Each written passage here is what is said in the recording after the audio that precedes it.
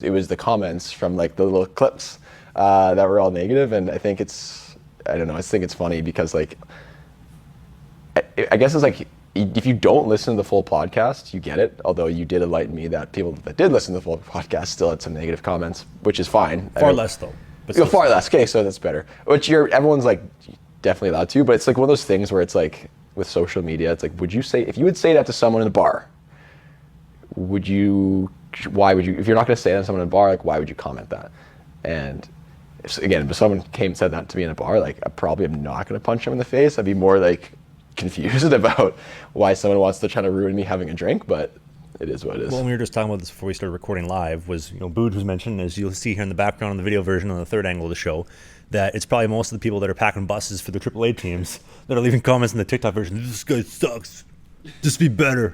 Just be better. You could have made the NHL if you were better. Oh, yeah. It's just like, and it's, because we definitely talked a lot of good things before the show. But the example I give is like, because I had to accept that like I definitely maxed out as good as I could have gotten. Before you get into that, why don't you back up and just actually tell the story about why people were so bent out of shape by that? Well, in the last podcast, we just got into like my career and my journey, and I explained a lot about how the business of hockey works for guys that aren't like the Carey Prices and the Vasilevskis and the Saros that are getting like, actually even Saros played in the American League too, that are getting like just massive opportunities. Obviously, very good goalies, but for some goalies, it's not as easy. And if you're not a first round or second round draft pick, or the team hasn't signed you as a high free agent, there's not as much incentive for them because it's a business and get that. And so for me, I was signed by a team not out because they really wanted me. It was more of a necessity. And people really thought that I was complaining about it, and I wasn't. Like, I have no complaints about anything. I'm very thankful for all the opportunities that I've had in hockey and in life, because it's allowed me to be where I am now, in a position to educate, and position for me to pay for my extremely expensive tuition and all these things, and I'm super grateful for that. But there's also a reality to it, and sometimes the reality isn't as cupcakes and rainbows as everyone wants it to be.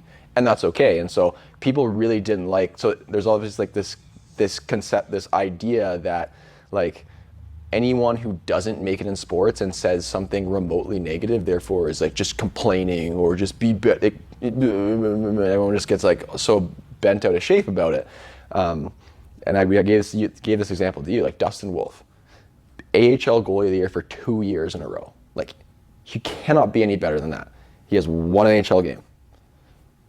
Well, why doesn't he just be better? He'd be in NHL more. Well, no, it doesn't work like that. There's Jacob Markstrom, Vladar's there, both very good goalies. Calgary was in a playoff spot the year before. They were pushing for a playoff spot this last season. They're not just going to get games, but then you look at like Devin Levi, again, very good goalie. He's able to jump in right from college and get games because Buffalo wasn't in a playoff spot.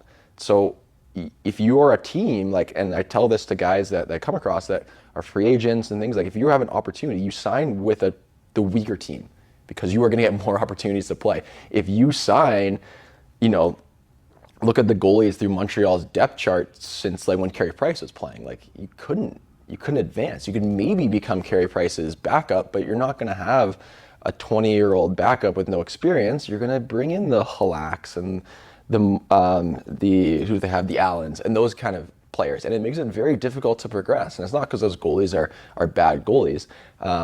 But again, it's the internet.